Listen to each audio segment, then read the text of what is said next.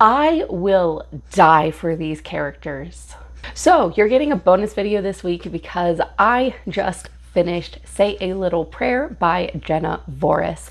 I read this book on release day and I finished it in one sitting because it was so good, and I'm going to tell you all the reasons you should read it. Say a Little Prayer is about a 17-year-old bisexual girl who finds herself at church camp. She does not want to go, and she still ends up there for reasons. Literally, the name of the first chapter is everything that happens next is because of the Shrek musical.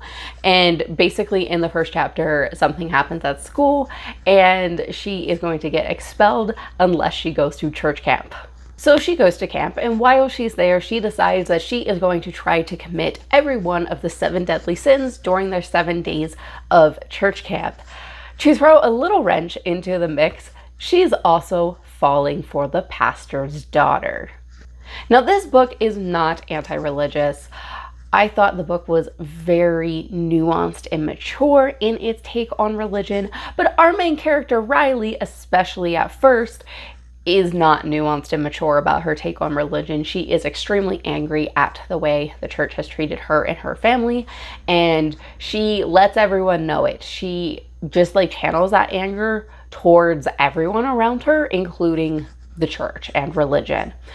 But while she's at camp, she makes friends with people who take their faith very seriously, but are also affirming and willing to love everyone and not exclude Riley and her family. So much of this book is the absolute shenanigans that Riley gets up to at camp and the ridiculous situations she gets into because of her trying to commit all of these deadly sins and her blatant disregard for camp rules.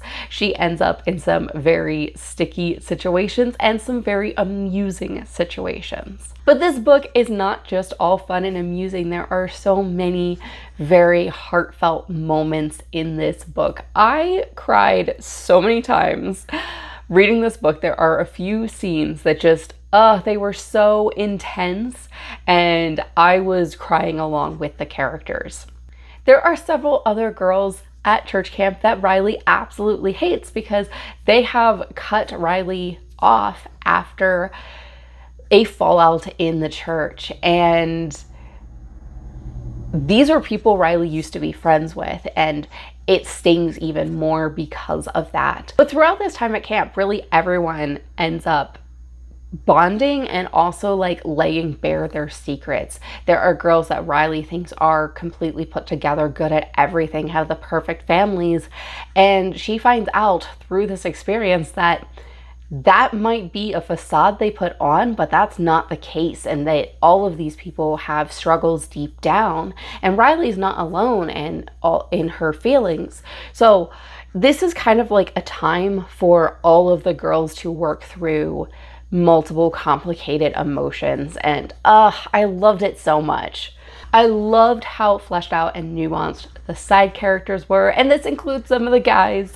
We have Ben, which is the pastor's son, and he is the best. He is completely ride or die. He will not even be involved in a situation, and he is still ready to take the fall. He will jump in and be like, oh, I'm at fault, you can blame me. And oh my gosh, sometimes he just brings comedy and lightness to these really heavy emotional moments, and I love all of these characters, and it's just I love Riley, I love Julia, I love Ben, I love so many of the side characters, and I don't want to even name everyone because I don't want to give away who Riley makes up with or not throughout this story. But I have so many feelings. I also really appreciated that Riley's family was supportive throughout this. Even from the very beginning, Riley's family was supportive of her, and I just love that about this story because this could have been, I don't know if it would be a very different story, but it definitely would have been a different story. Riley would have a lot more to work through if her family was also not affirming and not welcoming of her. And There's other characters in this story whose family are not affirming, and like obviously like there's people who, in situations in both situations, and I think it was great to see both situations in this story, and you know how that can cause more stress and strain on the relationships. But I also really appreciated seeing a supportive family, and it kind of was showing that there is hope and there is community for people going through struggles, and that they are not alone in their struggles. I am in the middle of editing and I'm realizing how brilliant the cover of this book is, because Riley is on the cover of the book making the letter A with her hands.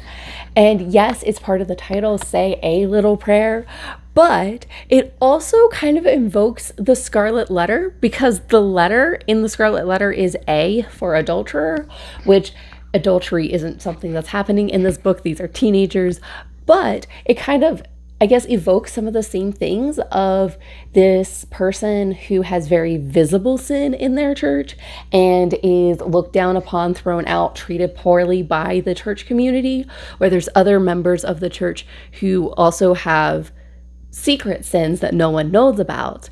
This book absolutely does not follow the Scarlet Letter plot or like any of that, but I guess like some of the themes could be similar, and also the cover of the book kind of evokes that, like this is maybe a little bit similar to the Scarlet Letter. I don't know, I just think it's brilliant. So that's my gushy thoughts on Say a Little Prayer. If you've read this book, let me know who's your favorite character in the comments, and I hope to see you in another video. Happy reading.